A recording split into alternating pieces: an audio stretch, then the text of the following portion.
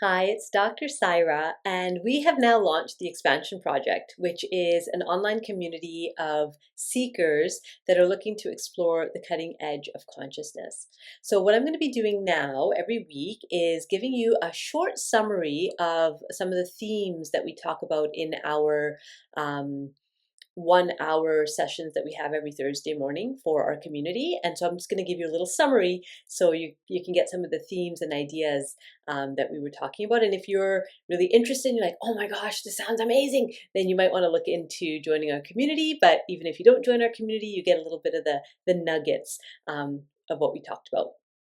So this week we talked about fitting in versus belonging, and how when we're trying to fit in, we have to kind of change ourselves or adjust who we are so that we can be received by the places and the people that we're trying to, connect with.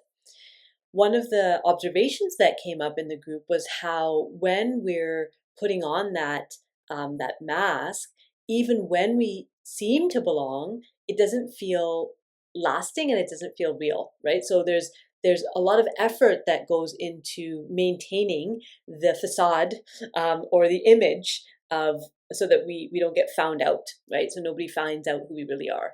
And that can take a lot of energy, and that can make us kind of feel bad about ourselves, because it's like, if they found out who I really was, they wouldn't like me, right? So it's just something to ponder upon in your own life, that where have I been adjusting myself and maybe even masking myself so that I can fit in to this group, and what does it mean to really belong?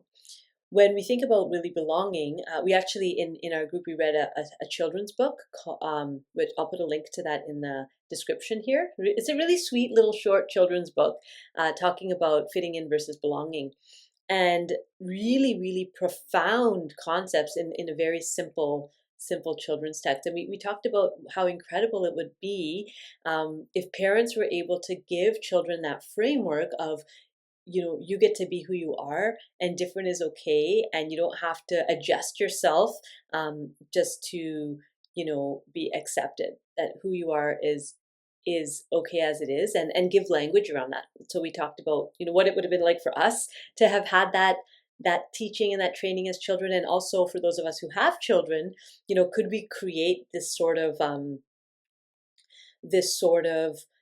landing place for our kids where they can be themselves, and also knowing that not everybody's gonna like them, not everybody's gonna click with them, and that's okay. That doesn't mean anything about their worth or their value, and that there will be people who actually find their flavor really fascinating and actually want to be around them as they are.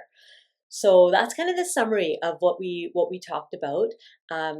Something to think about, in your own growth and exploration is where do you actually belong? Like, where can you actually land and just be yourself and be authentic?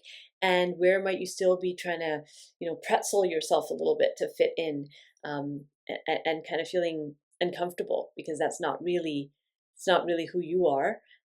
But many of us, rather than being alone, we would rather be with somebody or with some group of some kind of community, even though it's not the community that feels true to us.